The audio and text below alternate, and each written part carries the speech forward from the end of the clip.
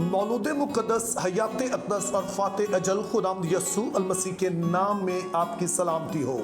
Bible मुक़द्दस चंद अशख़ास के बारे में हमें बताती है कि जिनको मौत के हवाले से कुछ अलग तजुर्बा हुआ। मिसाल के तौर पर हनूक और एलिया के बारे में बाइबल मुक़द्दस बताती है कि वो आम इंसानों की तरह तबई मौत नहीं मरे, बल्कि खुदा ताला ने उन्हें आसमान पर उठा लिया। अब ये भी एक बड़ा ही दिलचस्प मौजू है और अपने वक्त पर हम इस पर ज़रूर जो बातचीत करेंगे, लेकिन आज हम एक और शख्स की मौत के बारे में बात करेंगे जिसकी मौत और तदफीन आम लोगों से हटकर थी। इस शख्स का नाम मूसा है और इसकी मौत का जिक्र हमें इस्तिस्ना उसका 34वां बाब और उसकी 5वीं से 7वीं आयत में मिलता है। तो आइए पहले हम इन आयात को पढ़ते हैं और फिर हम देखते हैं कि मुक़द्दस मूसा की मौत में कौन सी ऐसी बातें हैं जो कदरे दिलचस्प हैं और हमारे लिए उसमें से क्या सबक है जो हम सीख सकते हैं। बस खुदावंद के बंदा मूसा ने खुदावंद के कहे के मुआफिक वहीं मोआब के मुल्क में वफात पाई और उसने उसे मोआब की एक वादी में बैतफगूर के मुकाबिल दफन किया, पर आज तक किसी आदमी को उसकी कब्र मालूम नहीं। और मूसा अपनी वफात के वक्त 120 बरस का था और ना तो उसकी आंख धुंधलाने पाई और ना उसकी तबई कुव्वत कम हुई। तो इस हवाले में जो पहली दिलचस्प बात हम देखते हैं वो ये है कि मुक़द्दस मूसा के हवाले से हमें बताया गया है कि जब उसने वफात पाई तो उसका जिस्म अभी पूरी तरह से चाको चौबंद था और उसमें ऐसी कोई कमी ना थी कि वो वफात पाता, लेकिन चूंकि खुदा ने कहा था कि तुम मुल्क मौदा में दाखिल नहीं हो सकेगा, तो इस वजह से उसने वफात पाई। लेकिन दूसरी बात इससे भी ज्यादा दिलचस्प है और वो ये है कि लिखा है कि उसने उसे दफन किया। और जब आप इस पूरे हवाले को पढ़ते हैं तो पता चलता है कि यहाँ सिर्फ खुदा और मूसा का जिक्र हो रहा है, किसी तीसरे शख्स का जिक्र नहीं हो रहा है। तो इस वजह से जब बाइबल कहती है कि उसने उसे दफन किया तो इससे मुराद ये है कि खुदा ने मूसा को दफन किया। तो इस लिहाज से मूसा वो वाहिद शख्स है कि जिसे खुद खुदा ताला ने दफन किया। और फिर तीसरी बात जो इसमें दिलचस्प है वो ये है कि आज तक किसी को मालूम नहीं है कि मूसा को दरअसल दफन कहां पे किया गया। तो इस हवाले से हमने याद रखना है कि अगरचे मूसा के लिए ये बात एक बड़ी ही इज्जत की है, ताजीम की है कि खुदा ने उसे खुद से दफन किया, लेकिन मेरा ख्याल है कि इसकी वजह ये नहीं है कि खुदा उसे स्पेशल ट्रीटमेंट देना चाहता है, बल्कि उसकी वजह खुद बनी इसराइल हैं। अब चंद दिन पहले एक वीडियो में मैंने इस बात का जिक्र किया था कि जो मिस्री थे वो मुर्दों के हवाले से कई तरह की लगव किस्म की जो रसूमात हैं उनमें पड़े होते थे और उस हवाले से उनकी कई ऐसी रसूमात थी जो खुदा की सोच से मुतसादम थी। और हमने जहन में रखना है कि बनी इसराइल चूंकि 400 साल मिस्र में रहे थे और वो उन सारी रसूमात से वाकिफ थे, और ना सिर्फ वाकिफ थे बल्कि वो उनकी सेकंड नेचर बन गए थे। और खुदा को दरअसल बहुत सारे ऐसे इंतजामात करने पड़े ताकि खुदा बनी इसराइल को मिस्र के उन तौर तरीकों से, उस माइंडसेट से बाहर निकाल सके। मिसाल के तौर पर खुदा ने शरीयत में ऐसे कई कवानीन रखे कि जिनके जरिए से खुदा ने उन बहुत सारी ऐसी रसूमात को जो कि गैर कौमों की थी, खास तौर पर मिस्रियों की थी, उनको डिस्करेज करे। और मूसा की तदफीन और उसकी कब्र का गायब होना इसी सिलसिले की एक कड़ी थी।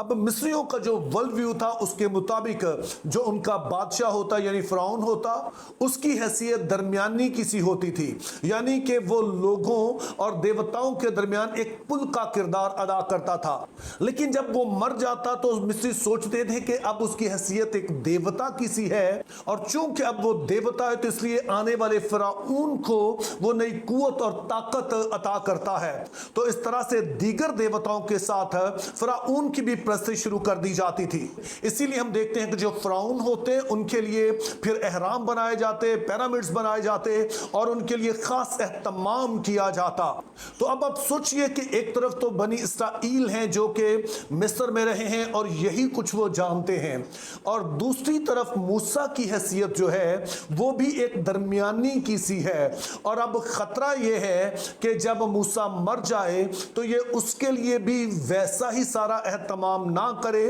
तो वो उसके लिए भी कोई एहराम की तरह का कोई ऐसा मकबरा ना बनाए और फिर उसकी भी जो इबादत है वो एक देवता के तौर पर शुरू ना कर दें, तो इस खतरे से बचाने के लिए खुदा ने ना सिर्फ उसकी तदफीन खुद की, बल्कि साथ में उसकी कब्र जो है उसको भी खुदा ने छुपा दिया, उनकी नजरों से ओझल कर दिया।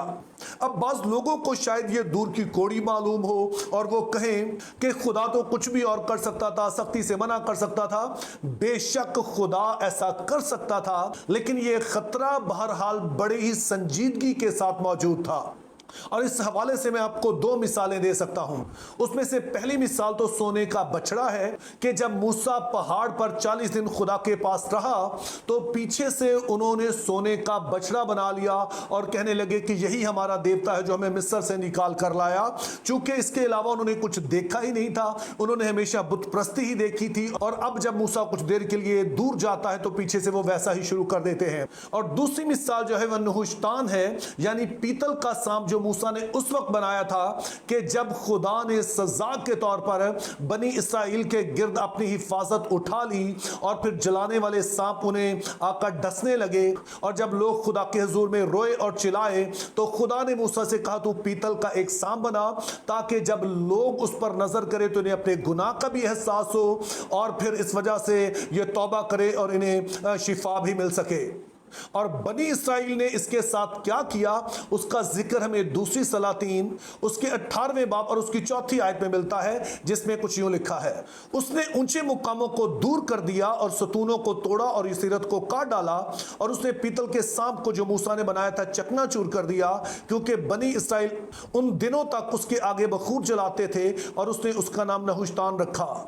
अब मूसा की तदफीन को समझने के लिए यह बात बड़ी ही दिलचस्प है। तो अब सोचिए कि जब मूसा ने पीतल का यह सांप बनाया था तो यह 1400 साल कबल मसीह की बात है, और जो हवाला अभी हमने पढ़ा है यह 600 कबल मसीह की बात है कि जब हिजकिय्याह इसको पूरी तरह से तबाह कर देता है। और हाल यह है कि खुदा के तमाम तरह अहकामात के बावजूद, नबियों को भेजने के बावजूद, हर तरह की सजाएं देने के बावजूद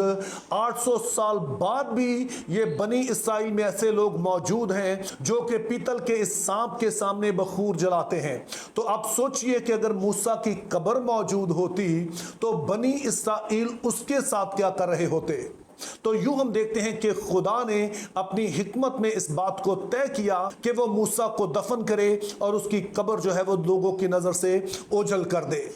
और फिर हमने ये भी ज़हन में रखना है कि मूसा पहला नबी था और वो खुदा के इंतहाई करीब था, और जब खुदा ने उसकी कब्र दूसरों की नज़रों से ओझल कर दी तो खुदा ने एक बड़ा ही वाज़े पैगाम दिया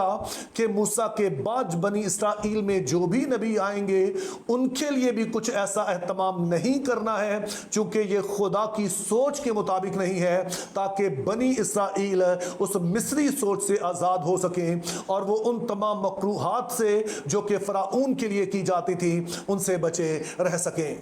और मेरे अजीज़ों, ये हमारे सीखने के लिए भी है कि कोई शख्स चाहे कितना भी बड़ा क्यों ना हो जाए वो सिर्फ खुदा का खादम ही है, और हमें उसे सिर्फ खुदा के खादम के तौर पर ही उसकी ताज़ीम करनी चाहिए और फिर उसके हवाले से किसी भी तरह की तोहम परस्ती का शिकार नहीं होना चाहिए। Think biblically, live purposefully, have a very good day.